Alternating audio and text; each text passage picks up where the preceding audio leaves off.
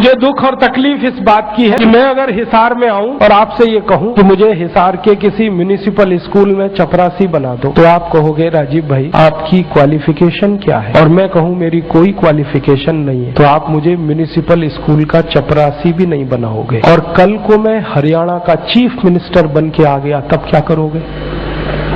उसी zero qualification पर मैं हरियाणा का अगर चीफ मिनिस्टर बनकर आया तो आप मेरे गले को मालाओं से लाद दोगे और जिंदाबाद इतनी करोगे तो सारा शहर बहरा हो जाए। ये विडंबना है हमारे देश की।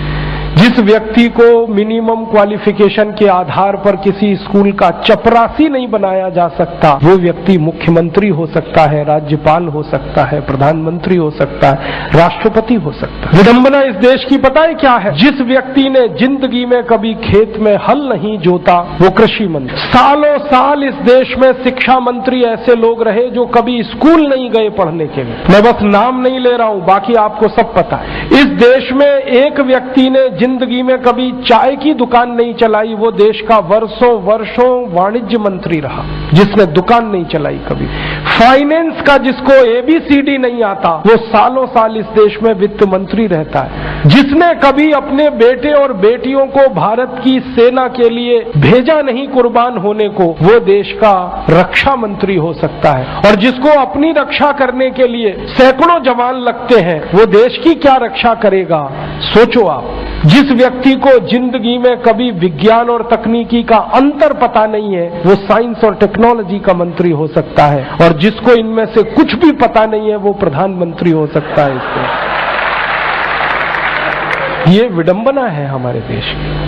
अज्ञानी व्यक्ति ज्ञानियों पर शासन कर सकता है, और हमारे शास्त्रों में कहा गया है, वेदों में कहा गया है कि अज्ञानी व्यक्ति जब ज्ञानियों पर शासन करे तो समझ लेना देश और समाज का बंटाधार ही होना है। हमारे देश में यही हो रहा है। हर अज्ञानी ऐरा गहरा नत्थू खैरा जो किसी नेता की चप्पलें उठाता था, जो किसी के जूतों में पॉलिश करता था, जिसने कभी किसी नेता के घर में रोटियां बना के खिलाई, वो राष्ट्रपति पद तक लोग पहुंचे हैं। ऐसी स्थिति हमारे देश में। उनकी क्वालिफिकेशन ही एक है कि कभी किसी बड़े नेता के रसोई में रोटियां बना के खिलाई तो राष्ट्रपति हो जाओ भैया। ऐसी बंदर बांट मची है इस देश में। और ये उस देश में जिसकी आजादी के लिए 7,32,000 लोग कुर्बान हुए हैं, उस देश में। मुझे बहुत दुख होता है, तकलीफ होती है। अभी एक सच्ची घटना मेरे साथ घटित हुई। मैं एक दिन कानपुर गया था, तो कानपुर के रेलवे स्टेशन पे उतरा। उतरने के बाद शहर में बाहर आने के लिए नीचे पुल पर से उतर के आया तो एक छोटी सी चाय की दुकान थी। उस पर एक बेटी और एक माँ और एक छोटा सा बेटा आपस में बात कर रहे थे। वो क्या बात कर रहे थे? वो कह रहे थे, माँ हम गरीब क्यों हैं? तो कान में मेरे शब्द पड़ गए। मैंने कहा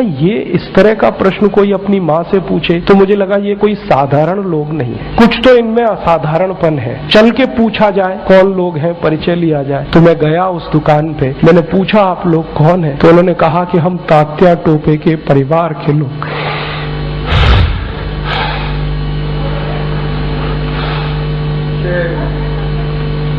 हमारे देश में तात्या टोपे के परिवार के लोगों को चाय बेचनी पड़ी और गद्दारों को सिंहासन मिले।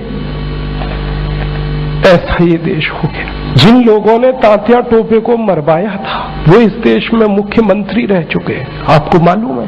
और एक एक राज्य के नहीं, दो दो राज्य के मुख्यमंत्री रह चुके हैं। तात्या टोपे का गुप्त पता जिन गद्दारों ने अंग्रेजों को बताया था, उस खानदान के कई लोग इस देश में मंत्री रह चुके हैं। झांसी की रानी लक्ष्मीबाई को जिन्होंने मरवाया था वो इस देश में मंत्री रह चुके हैं। और तात्या टोपे जिन्होंने जवानी लगा दी देश के लिए, उनके परिवार के लोग चाय बेच रहे हैं। ये देश है और ये अब बर्दाश्त नहीं होता, और ये बर्दाश्त होना भी नहीं चाहिए किसी को।